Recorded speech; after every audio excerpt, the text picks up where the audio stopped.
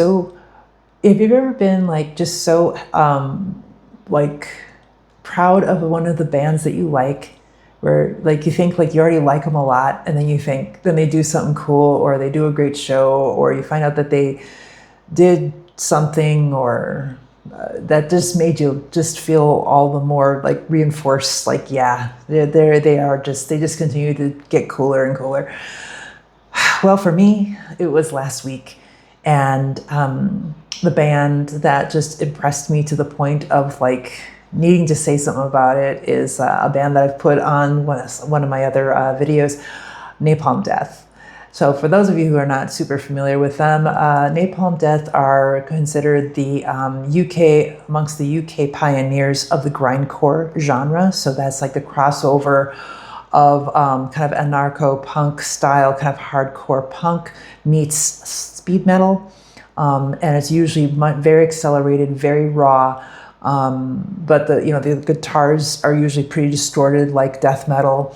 And unlike anarcho-punk or hardcore punk, where it's more shouted, they were doing death metal vocals for a while, very growly, and now it's a kind of a mix. Now that they're been at it for 40 years, just about, can you believe that? They're back to a little bit, to me, what sounds a little bit more like a little more punk to me. Anyway, they just made history. And what they did was that they became pioneers in a new way, in my view, and that is by becoming NPR's first grindcore band to play Tiny Desk concert. That's right, they were on Tiny Desk concert. So for those of you who are not familiar with NPR or Tiny Desk format, NPR is National Public Radio based in the US. And the Tiny Desk concert is like a global concert series, mostly with known artists, but sometimes they have up-and-coming artists. They kind of exploded a bit during the pandemic, when no artists could really tour or travel or do anything, but they could do Tiny Desk. So they would do like at-home Tiny Desk based on where they were in the world. And then just like sent in their performances. And so it garnered a bit more leverage globally, I think, for that reason. But this set by a grindcore band on Tiny Desk sent shockwaves through the metal, punk, and grindcore communities, especially on and then with the larger publications like Loudwire and Metal Injection and others. Publications in Finland and India all picked up on it within right away, and we're just like, oh my God, do you know what they just did? And so this was done not just to showcase themselves, but as you might know in NPR, National Public Radio, it was done in Barney's words. We are here, he said, to heartily support public access broadcasting. And because in their experience as a band, as people, that freedom with public access to media and to free speech is under attack from all sides in the UK. His words, as well as here. As when he said here, he was referring to the US. And anyway, so that performance has caught global attention since.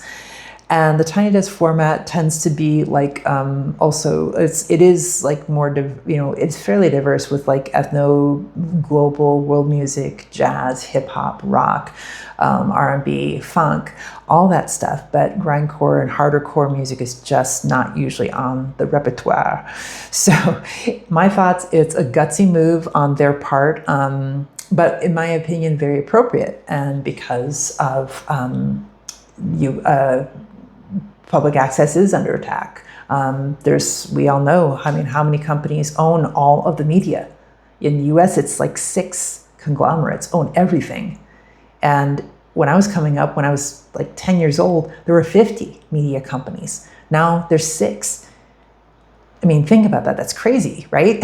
So how can we have diversity in our media, in the outlets, in the voices being heard, when everything is being monitored, checked, and massaged by all of 6 conglomerates? It's ridiculous. So with that in mind, it just seemed all the more appropriate that a band like Napalm Death would be called up to call it out. Genres like this are classic for that. That's part of what, that's part of where that raw aggression and angst comes from, right?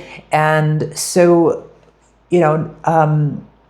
basically what I also just loved is watching in the days since the 15th, it is now the 19th, is last I checked, in 3 days' time, that historic set on NPR garnered over 1 million views in 3 days. It was just crazy. And I was scrolling through the other shows that, the other sets, and they were wonderful artists, and some of them are much more well-known in more of a pop culture sense and more famous. But just for the sheer brutality of it and the sheer guts, I think it took for NPR to do that, is it shows their willingness to try new things, but also the necessity to try new things because funding is getting harder and harder to do. The people who want to believe in public access the most can't afford it. Everybody's money's tight. And so there's all that mixed into this, and which would just, to me, it just made Napalm Death's performance all the cooler. And so I thought, yeah, this is just total, it's just so rock and roll, So if you haven't checked it out, give it a listen. Let me know what you think in the comments. I mean, even if you're not particularly a fan of theirs, what do you think of the idea of a show like Tiny Desk concert hosting harder core bands and things like that? Do you think it's a good idea? Not a good idea? And so, yeah, I just had to weigh in on it. It's been a few days, and I'm probably one of the later people commenting on it, but I just had to, because I've been a Napalm Death fan for a while, and did have the privilege of getting to see them in Seattle when I lived there in the mid-90s, and they're just, they continue to impress, and they inspire me to maybe want to be in a band like that. I was in a punk band before, but I haven't been in quite that kind of band. And, it'd be fun to play drums to that, in that kind of energy, right?